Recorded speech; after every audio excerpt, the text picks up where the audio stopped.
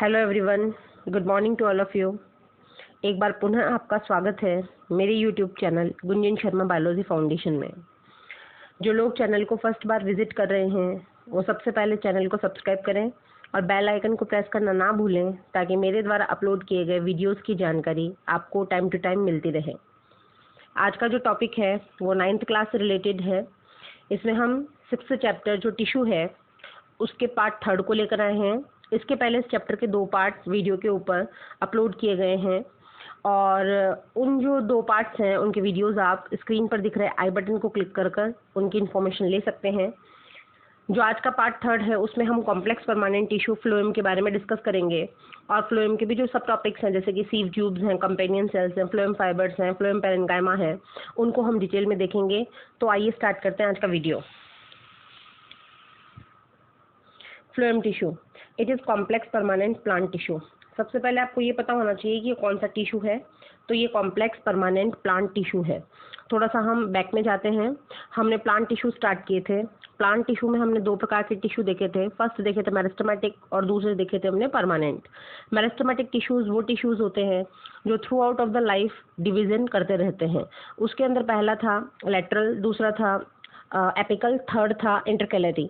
और फिर नेक्स्ट हमने देखा कि कुछ टिश्यूज़ ऐसे भी होते हैं जो स्टार्टिंग में तो डिवीज़न करते हैं लेकिन आगे जाके लेटर कंडीशंस में अपनी डिवीज़न की कैपेसिटी को लॉस्ट कर देते हैं।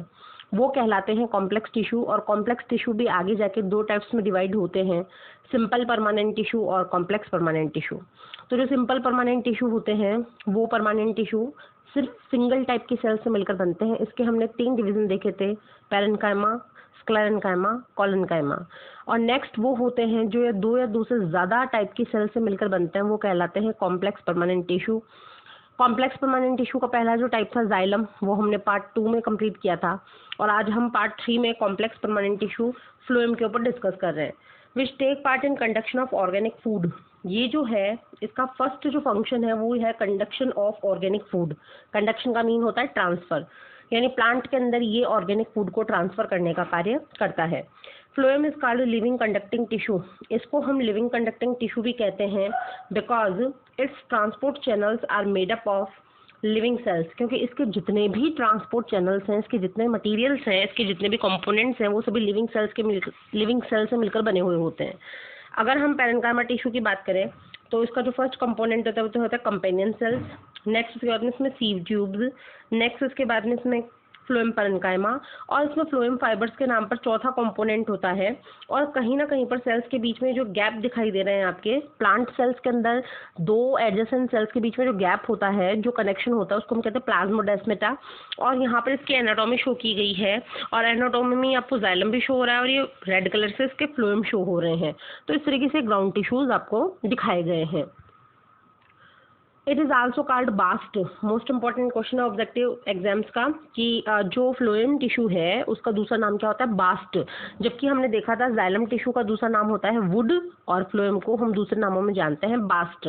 Phloem is made up of 4 type of elements. इसके अंदर जितने एलिमेंट्स पाए जाएंगे उनकी संख्या होगी 4 टाइप्स की। नंबर 1 उसके नाम में आप देखेंगे सीव ट्यूब्स, सेकेंड होगा कंपेनियन सेल्स, थर्ड होगा फ्लोएम फाइबर्स और फोर्थ होगा फ्लोएम पैरेन्काइमा।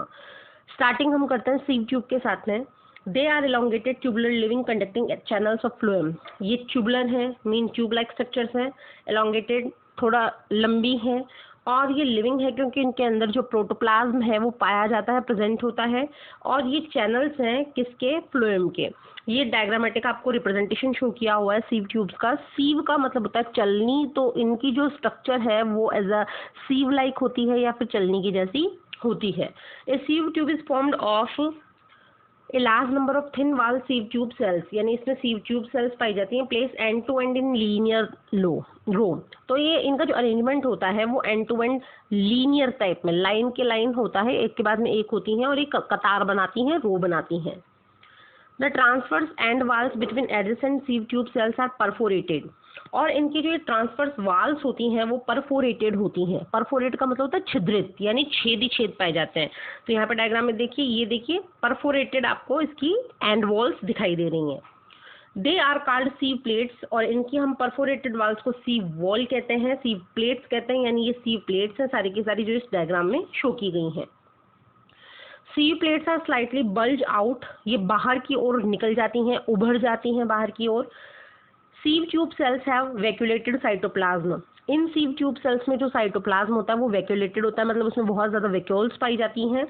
न्यूक्लियस डीजनरेट्स, न्यूक्लियस बिल्कुल डीजनरेट हो जाता है, यानी ये ई न्यूक्लिएटेड सेल्स होती हैं, इनमें अपनी खुद का कोई भी न्यूक्लियस नहीं होता।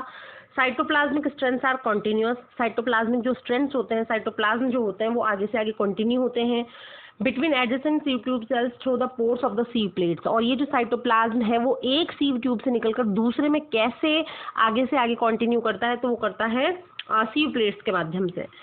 सेकेंड जो इसका कंपोनेंट है वो है कंपेनियन सेल्स। ये आपको डायग्राम में कंपेनियन सेल्स यहाँ पे शो हो रही हैं, इसका पर्टिकुलर एक न्यूक्लियस आपको शो हो रहा है। दे आर थिन वाल सेल, इनकी जो वाल होती है सेलुलोज की बनी हुई बहुत ज़्यादा थिन होती है, which lie on the side of sieve tube cell, और इनकी प्रेजेंस जो है वो सीव ट्यूब सेल्स के साइड में होती है। ये देखिए बीच में तो ये सीव ट्यूब्स हैं और इनके साइड के अंदर आपको ये दिख रही है companion cells. Companion cells are connected to the sieve tube cells through compound plasmodesmata, और अभी मैंने आपको बताया था कि प्लाज्मोडेस्मेटा क्या होते हैं। These are the connections in the plant cell between two adjacent cells, plant cells के अंदर जो दो आपस में एडजेसेंट सेल्स हैं उनके बीच का जो गैप होता है, कनेक्शन होता है, उसको हम कहते हैं plasmodesmata. The cells have dense cytoplasm, इनकी सेल्स के अंदर मीन कंपेनियन सेल्स के अंदर बहुत ही ज़्यादा मात्रा में साइटोप्लाज्म पाया जाता है और प्रोमिनेंट न्यूक्लियस भी पाया जाता है। प्रोमिनेंट न्यूक्लियस का मतलब ये आपको सुस्पष्ट दिखाई देने वाला इसके अंदर न्यूक्लियस होता है, जबकि सीव ट्यूब्स तो ई न्यूक्लिएटेड थी और कंपेनियन सेल्स न्यूक्लिएटेड है। दे maintain a proper pressure gradient in sieve tube sales for conduction of food, और इस तरीके से ये जो ये कंपेनियन सेल्स होती हैं या कंपेनियन सेल्स का न्यूक्लियस होता है, ये प्रॉपर ग्रेडियंट बनाकर रखता है, डिफरेंस बना के रखता है, ताकि सीव ट्यूब सेल्स भी क्या कर पाएँ, फूड का कंडक्शन कर पाएँ, ट्रांसफर कर पाएँ।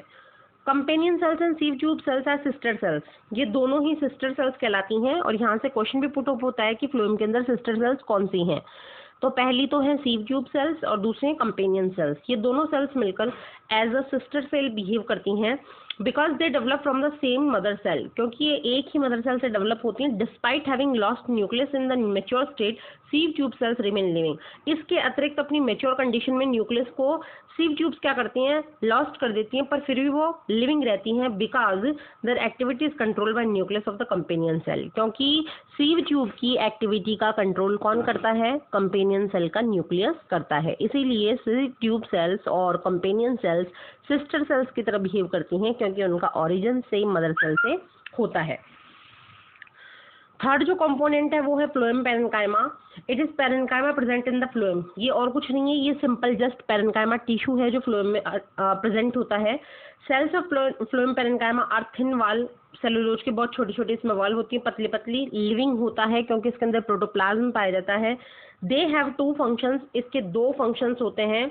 यहाँ पर ये मिस प्रिंटिंग है, इसका होगा स्टोरेज, यानी ये किसी न किसी चीज़ को स्टोर करके रखेगा, तो इसका फंक्शन होगा स्टोरेज।